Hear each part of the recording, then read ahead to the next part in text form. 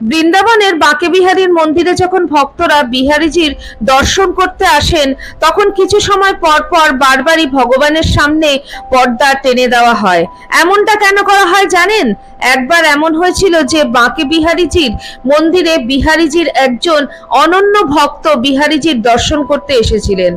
বিহারীজিকে দর্শন করে সেই ভক্ত ভাবে বিভোর হয়ে তাকে ডাকতে থাকেন। এভাবেই কিছু সময় সেই ভক্ত ভগবানের চোখের দিকে ভক্তি সহকারে তাকিয়ে থাকেন। সেই ভক্তের ভক্তি ও প্রার্থনা বিহারীজির এতটাই ভালো লাগে। এরপর যখন সেই ভক্ত মন্দির থেকে বেরিয়ে গেলেন, বিহারীজিও সেই ভক্তের সাথে মন্দির থেকে বেরিয়ে পড়েন। এমন ঘটনা একবার নয়, বেশ কিছুবার ঘটেছে। যদি বিহারীজির সাথে কোনো ভক্তের দীর্ঘ সময় নজর মিলে যায়, তাহলে তার প্রতি প্রসন্ন হয়ে বিহারীজি তার সাথে মন্দির ছেড়ে বেরিয়ে পড়েন।